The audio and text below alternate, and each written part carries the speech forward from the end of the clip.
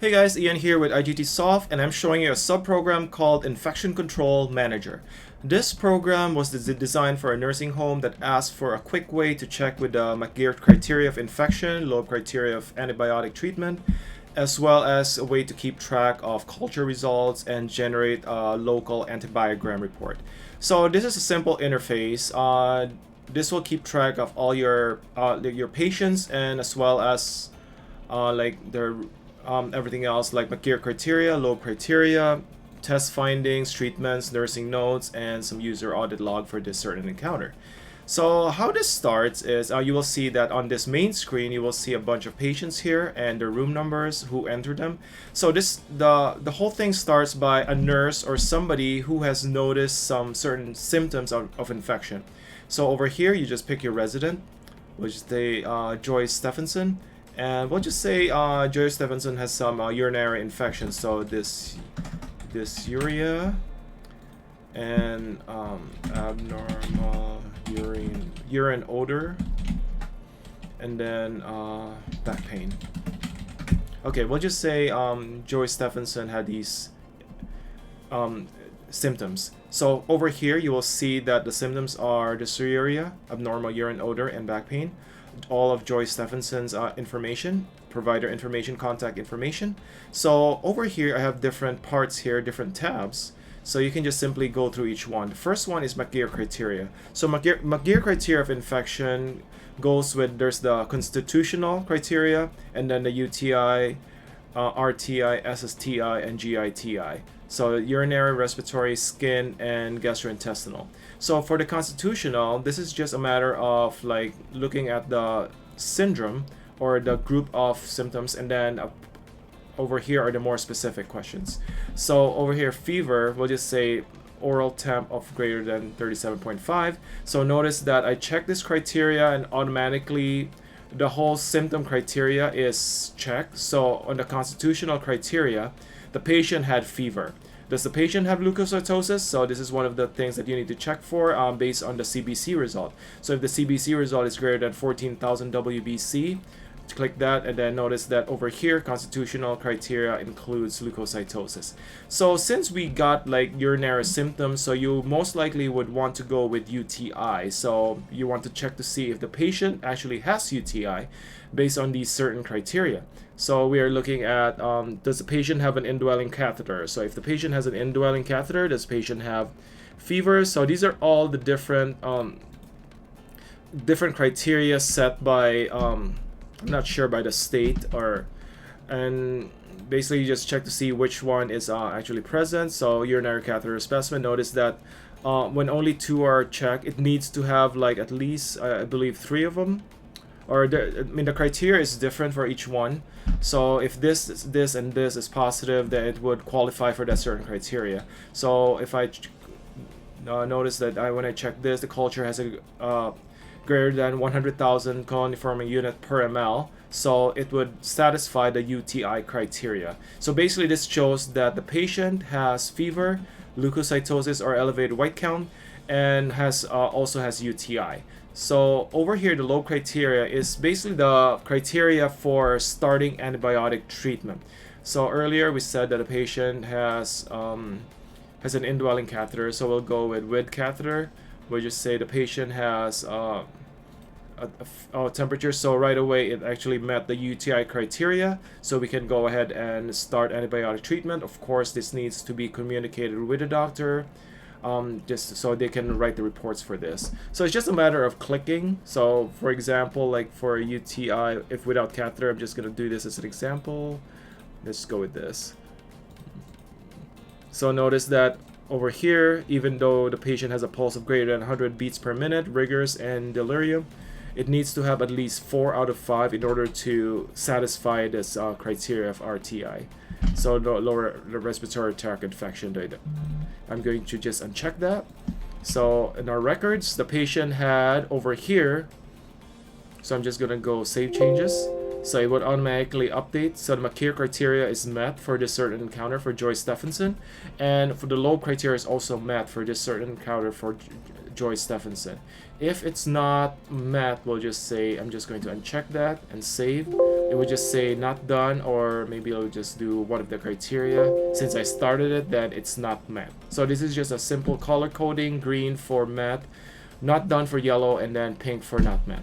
So the third one is test findings. This is where you would, if you want, a lot of nursing homes, they actually have their own information system, electronic records, so you don't have to use this, but this is just there just in case if you want to use this as a supplement to what you already have. So over here you want to do test done. We'll just say, for example, since your Joyce Stephenson has urinary symptoms, so we did a urine culture. Add. So this is the urine culture, and if we want a scan result, we can actually do it through here.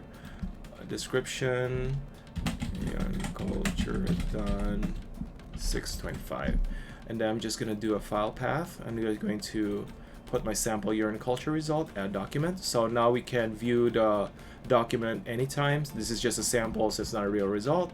I'm just going to X this out. Over here is where you can actually put the infectious agent.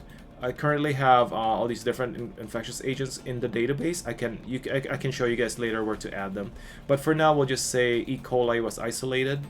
Add. So now we know that E. coli was the organism for Joyce Stephenson's UTI, and this is purely optional, but the enter sensitivity result is where you would put in like the sensitivity result basically for this only has like one organism, so we'll just say E. coli. You just toggle, so click that once, it becomes sensitive, click that again, it turns to intermediate or not done, or if it's gray. So you just basically put in the results here like that, and if it's not done, then you can just leave it blank. And then if it's not on the list, then you can just add it here, and then you can simply add an antibiotic to the list. So the more you use it, the more the antibiotic will be populated, so you don't have to do it again in the future. So I'm just going to do that. So there it is, and it saves. And this will help you create the antibiogram data for your facility. So I'm going to do treatment. So treatment, we'll just say ampicillin. Again, this is purely just an example, so it's there for you to use. If not, then you don't have to use this part. 2 per day. I'm just going to use that as an example. Obviously, I'm not a nurse, so I'm not sure about the dosages. I'm just going to do that, and if there's any note, just today at noon. Okay, so that's all there's to it. So notice that it all saves, and nursing notes, you can also add a note.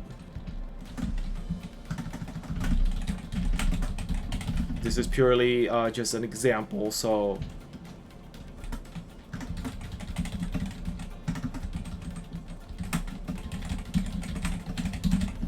yep, you can just do that, add. And if somebody else or you would want to add a comment, for example, so it would just add as like a chat, so it will just keep on going.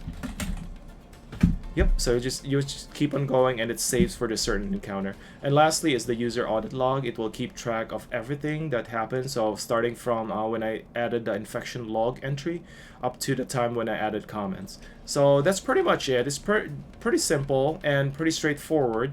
I'm gonna go for like patient history. So we'll just say we are dealing with Joyce Stephenson, and would load, and then these are her symptoms, and this would be like all the history of organisms that were isolated from Joyce Stephenson. So this is where it would just add up, and then all the treatment and the McGeer criteria and LOEB criteria, if it's met or not done, for the matter.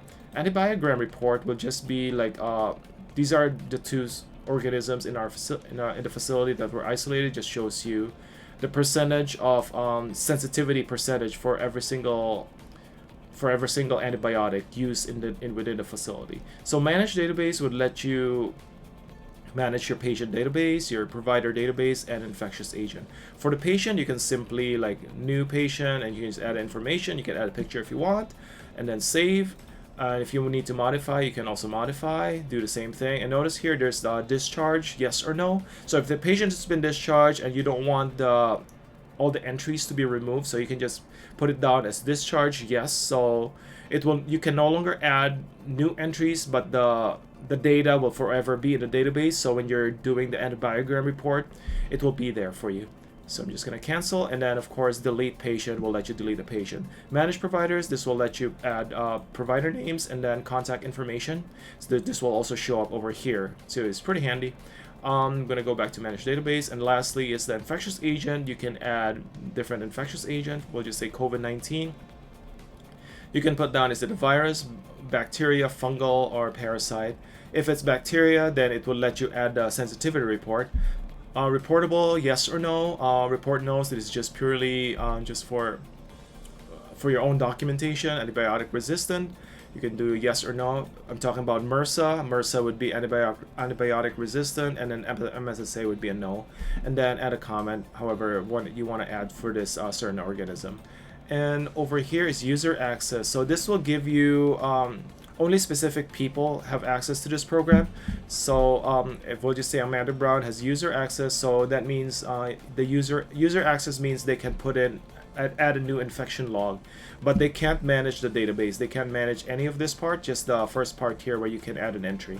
Administrator, you should have access to every single part of this program. That should be it, guys. There's also a generate report. I forgot to show that. This will be like, if you want like a summary of your how many number of entries for the month or for a certain time period, you can add that, and then percent met for McGeer criteria, percent met for LOEB criteria, and the number of reportable isolates and resistant isolates, and yeah, just for the state. And it's just a good way to create like a summary of your patients for the time period. Over here, you can actually do like print the McGeer criteria form. I'm just gonna try to do a print form. I'm just gonna print it to a PDF, so you will be able to quickly see. It was pretty easy. So just show this form. So this form is from the state, I believe, or I'm not sure where this is from, but yeah, ASAP. But this is the generic, the form that they use, and everything will be marked. So if they want to check for the McGeer criteria or low criteria, this is a quick way to just present like a form. And notice that all the different check marks are already checked here, so it would show the different criteria and if the criteria is met or not. Like over here, the UA criteria is RTR criteria is met, so this one's marked. That's it, guys. If you have any questions about Infection Control Manager, feel free to contact me via email or check out my website at infosys by igtsoft.com. Thank you. Have a good day.